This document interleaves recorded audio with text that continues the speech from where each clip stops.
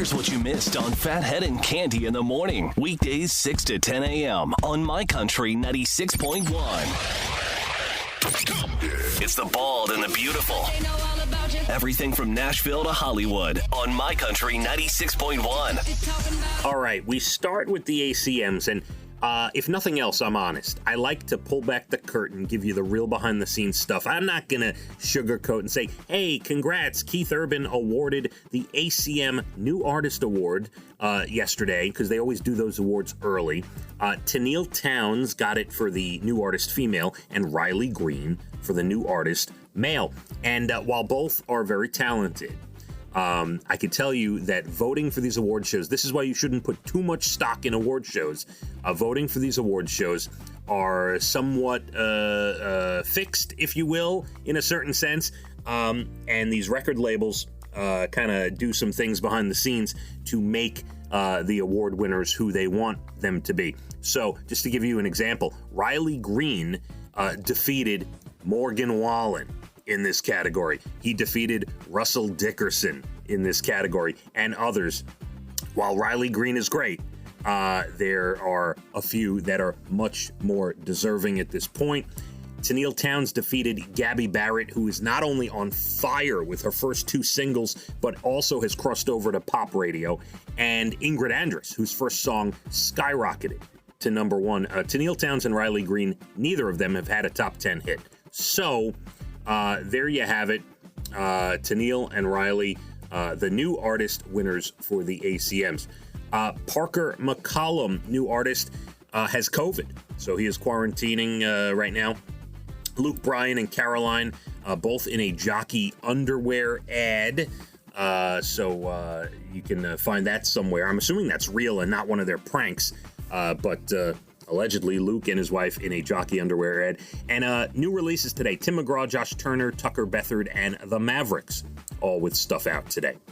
5 Notre Dame players. Now, mind you, there's no games going on yet. This is just practice where they're sort of supposed to be, together in a bubble, practicing sort of. 5 Notre Dame players just got tested positive, joining another 6 that are in quarantine. That makes 11 Notre Dame football players who say they're going to try to play a season. But as you know, I am skeptical on that and have been for many, many months, and just don't see how that's going to end up happening. Georgia State, their quarterback is out with a heart condition brought on by COVID. He's out for the year, and one of the main reasons why a lot of these colleges have canceled football and sports because of, possible conditions. And the Mets and Yankees have postponed a game or two here, maybe the whole weekend, due to some coronavirus positives in the Mets camp. Dr. Fauci had a polyp removed from his vocal cord. That could make sense of why he's been hoarse and having issues, talking, over the last couple months. Ellen, it may be too little too late. She has given her employees more paid time off and medical leave. You should have done that earlier, Ellen. I'm sorry. You know what? I'm at the point I just want to see you go. The image is gone. The clean, squeaky image is gone. You can't get on there and do your dancing in your whole show anymore. I'm telling you, the way I feel football's going to be canceled, Ellen is going to be canceled. She's going to step down at some point. Rachel McAdams, due with her second child. She was photographed walking in L.A. Congrats to her. Chrissy Metz and her boyfriend have broken up. Chrissy from This Is Us, and she's got a new country single. Cal Ripken Jr., the former ball player, fully recovered from prostate cancer. It was a private battle he has now told everybody about. Congrats to him on that fight. The Masked Singer is in production. I thought maybe COVID would knock this show off the air. I can't take it anymore. The Masked Singer is coming back, and maybe it's the perfect show for a pandemic because they're all wearing masks. Yes, that might work. Ozzy Osbourne, allegedly, after his whole crazy career, he has limits. He was working with Post Malone, and he says, I would never get a tattoo above the collar. It makes you look dirty. So there you go. Ozzy calling someone out on their lifestyle, which seems odd. Queen will be releasing a live album with Adam Lambert, so that's cool. That kind of puts the stamp on Adam. When Queen releases a live album with their new singer, Adam Lambert, that basically says, Adam, you have arrived. Well done. Flash, the movie, will feature Ben Affleck and Michael Keaton reprising their roles as Batman as Flash moves through parallel universes. And finally, Karen, the movie, is in production. And yes, it'll be about a southern white sort of racist person.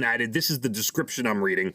And how she wants to get rid of her neighbors who are black. And it will involve the whole term Karen, and her name is Karen, and everything kind of pull from everything going on in society. So there you go, millennials who made the name Karen popular.